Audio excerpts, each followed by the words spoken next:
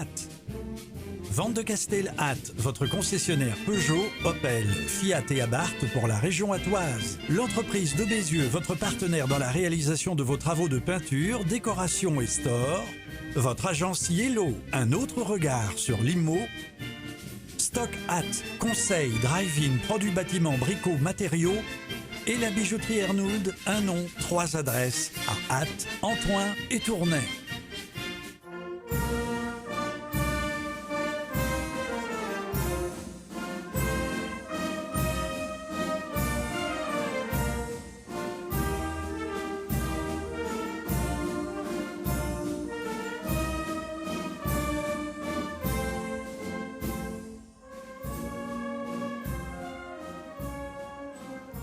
Madame, Monsieur, bonjour, merci de nous suivre pour vivre ce cortège du 4e dimanche d'août.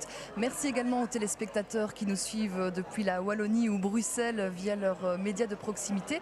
Et puis bienvenue aussi aux personnes qui nous suivent de bien plus loin via le site internet de nos télés ou bien sur YouTube où cette année nous sommes diffusés en 4K. Alors vous le voyez, nous avons investi la Grand Place d'Ath pour vous faire vivre ce grand cortège folklorique composé de 7 géants accompagnés de leurs fanfares, 8 chars allégoriques et des centaines de figures répétées. Comme chaque année finalement cette invitation. Vous ne tarderez pas de nous raconter finalement historiquement et remettre en contexte les différents groupes que nous allons voir ce matin. Et puis pour vous faire vivre ce cortège et ce grand événement au plus près de la ferveur attoise, il y a aussi notre équipe de terrain composée de notre journaliste Nicolas Jacquet et un autre historien bien connu dans la Cité des Géants, Christian Canuyer. Alors vous le voyez peut-être derrière moi, les premiers groupes, le groupe des pompiers va bientôt s'avancer ici sur cette grande place. Déjà énormément de monde qui se sont pressés pour vivre cet événement parce que Jean-Pierre, on peut le dire, c'est vraiment une ducasse des retrouvailles cette année. Bien sûr, c'est tout à fait exceptionnel après 3 ans finalement que l'on retrouve cette ducasse dans tous ses aspects, je dirais, et cette ducasse avec toutes les traditions, tout le rituel. C'est extrêmement important que tout ça puisse se dérouler aujourd'hui. Et évidemment, après ces années de galère, je dirais, ces années d'épidémie, eh bien, je crois que tous les Attois, mais aussi tous les autres, sont contents de retrouver tous ces groupes. Alors c'est vrai que le Covid est passé par là en 2019. En 2019, la ducasse avait eu lieu traditionnellement. En 2020, malheureusement, elle avait dû être annulée. Et puis 2021, on a connu une édition un peu particulière. Cette année, on revient à la stricte tradition. Ce fut le cas notamment hier, ce samedi, où ont eu lieu les vêpres ainsi que le combat de David contre Goliath, pardon. Et justement, dans ces vêpres, il y a eu un moment d'émotion très intense. Le doyen Dath, dans son discours de bienvenue, a rendu hommage à Michel Lefebvre, bien connu sous le nom de Larigate. Je vous propose d'en voir un extrait et on en parle juste après.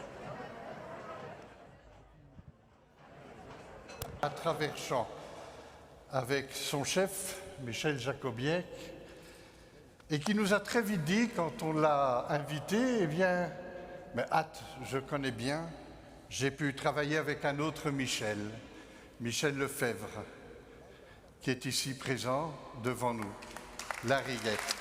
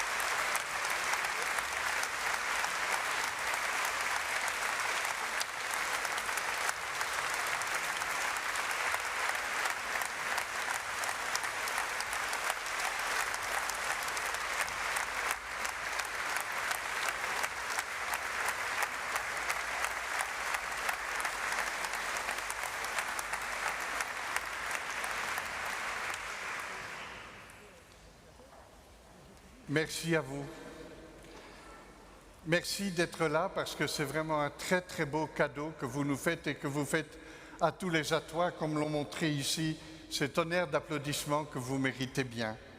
Je crois que ce moment est un des moments les plus émouvants qu'on ait pu vivre au Vêpres et je crois qu'il restera longtemps dans nos mémoires. Oui, on l'a vu dans ces images, un moment assez unique, rempli de beaucoup d'émotions. Il faut dire que Michel Lefebvre, qui a malheureusement souffert d'un AVC il y a 6 ans, revenait pour la première fois depuis ici, dans sa Ducasse finalement. Hein. Oui, c'était quand même un des animateurs de la Ducasse. Hein. Traditionnellement, il faisait un concert à la Ducasse. Et donc, c'est évidemment émouvant de le retrouver maintenant. Et il faut dire que Michel Lefebvre aura été finalement un des meilleurs écrivains dialectaux, en dialecte régional, un des meilleurs écrivains dialectaux de la région d'Ath, et qu'il a fait vivre le patois, le picard local. Et donc ça, c'est une des choses importantes de son œuvre, en plus de ses chansons et des plaisirs qu'il a pu donner aux Attois. C'est vrai que les chansons sont encore bien dans la tête de tous les Attois. Et justement, en parlant du patois, le patois local, le patois d'Ath, il y a un moment très attendu aussi lors de ces Vêpres, c'est le discours patoisant qui a été interprété cette année par Nathalie Choquet, une première pour elle, qui a écrit un texte finalement en mémoire de ces 2 années un peu perturbées. Je vous propose d'en écouter un extrait. Tenez, et 2020, on a mieux pu faire le fiet, on est toi terre toute confinée. Vous imaginez, Gouya sérieuse femme, dessus le même carreau pendant des mois. Le gouvernement a empêché les rassemblements, donc mieux possible de faire du casse. Moi, non ailleurs, il s'est mis à brère et il a dit mes causes que je vais faire. Ben, von d'allure fait, garçon, von pas venu.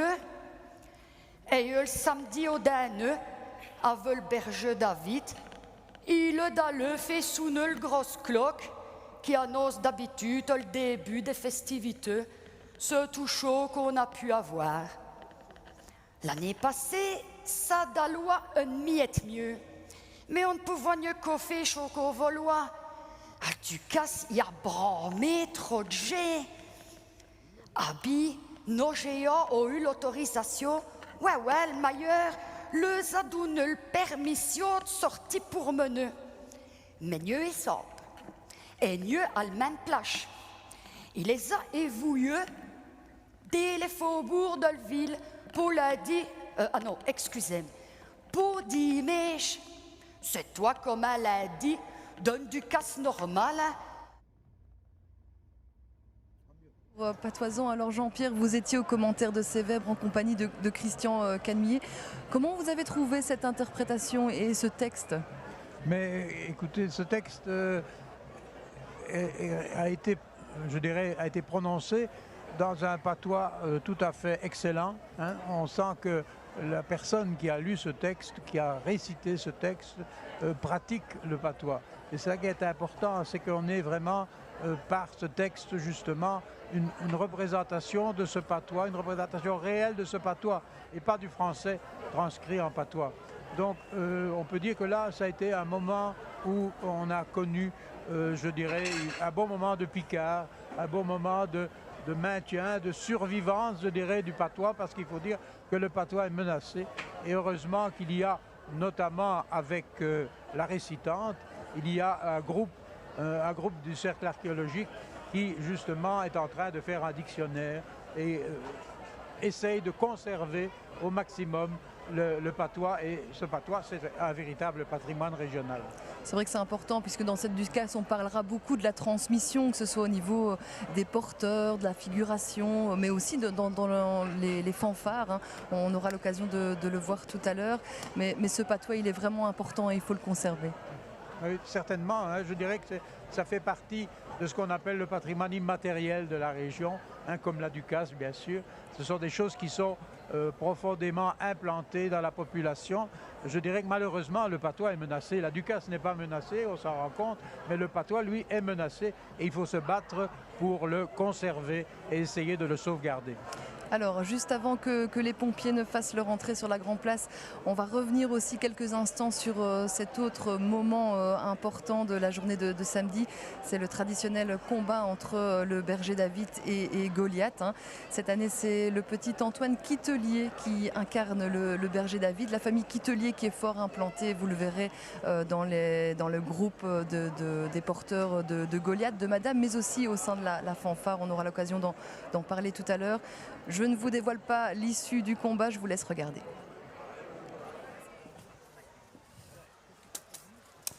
Pied d'eau, assure chien, que veux-tu me poursuivre une pierre à la main? Es-tu donc là de vivre, jeune sot, petit amoureux? Tu ne porteras plus ton flambeau ni mon beau. Ta tête sera foulée, tes yeux de lion. Voilà, je pense qu'on a été un petit peu coupé sur ce combat. On va peut-être en dire quelques mots. On essaiera de relancer les images peut-être tout à l'heure. Mais donc voilà, je vous dévoile hein, le combat. David a réussi à terrasser Goliath. Ça fait du bien pour cette année de retrouvailles. Bien sûr, c'était intéressant justement et important que David finalement réussisse. Et je dirais que ce combat, il faut peut-être le rappeler aujourd'hui. Nous l'avons explicité hier avec Christian, mais il faut rappeler que ce combat est un moment unique au point de vue des traditions, puisque c'est la dernière représentation de ce combat David contre Goliath, de cette scène qui a été représentée dans toute l'Europe à un moment donné, et dans toute l'Europe occidentale, et qui aussi est représentée dans l'art, dans la sculpture, la peinture, etc. Et ici, nous avons à Ath une scène vivante, la dernière dans toute l'Europe, une scène vivante de ce combat religieux. Et je dirais que c'est un des vestiges de la procession médiévale, hein, puisque ce combat est connu depuis le XVe siècle. Et donc nous avons vraiment là un reste, une survivance de la procession médiévale. Alors ce qui est unique aussi, c'est que finalement ici à Ath, David parfois terrasse Goliath, parfois ce n'est pas le cas. Hein. Ça, on s'éloigne un peu justement de l'histoire. Hein. Bien sûr, normalement David doit terrasser Goliath, mais les Athois ont monté un système comme quoi il réussit ou il ne réussit pas. Hein. Et on sait que c'est pratiquement une fois sur deux. Il réussit pratiquement une fois sur deux. Donc on a fait quelques statistiques et effectivement on se rend compte que c'est 50% de réussite et 50% d'échec pour ce jet de la balle dans le trou du géant, dans le trou par lequel le porteur se guide dans le géant. Alors c'est vrai qu'il faut peut-être rappeler aussi que ça doit rester un jeu puisqu'il y a énormément de pression hein, sur les épaules de ce petit garçon. Cette année il a 7 ans et demi et on a l'impression finalement que cette pression elle s'est accentuée au fil des années avec notamment la pression médiatique, la pression des réseaux sociaux aussi. Hein. C'est devenu de plus en plus... La tension monte chaque année autour de ce jeune garçon qui finalement, à qui on donne une responsabilité énorme a priori. Mais bon, apparemment, cette année, il avait l'air tout à fait décontracté. Il avait l'air en tout cas assez à l'aise malgré cette pression et malgré les milliers de personnes qui assistaient à ce combat et qui ont évidemment applaudi la réussite.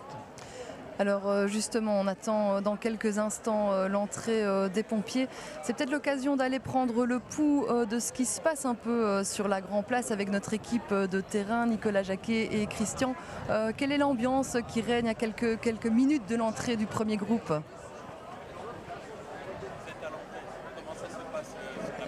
Comment ça se passe, Nicolas, cette entrée ? Je ne sais pas si Nicolas m'entend. Déjà beaucoup de monde dans les rues d'Ath, hier beaucoup de gens présents sur le parcours du cortège. Et ici, dès 8 h du matin, on voyait les gens placer leur siège pour avoir les meilleures places tout au long du parcours. Hein. Vous le voyez derrière moi, la place est noire de monde. L'impatience et l'excitation montent. Les gens n'ont qu'une seule envie, revoir les géants. Merci Nicolas, c'est vrai qu'on a senti déjà depuis vendredi hein, finalement cette attente des Athois qui se sont pressés en masse, notamment lors du brûlage de Maronne également. Jean-Pierre, un petit mot peut-être sur cette tradition hein, du cortège du 4e dimanche d'août. Ça vient d'où finalement ? C'est une ancienne procession qui est connue depuis la fin du XIVe, le début du XVe siècle.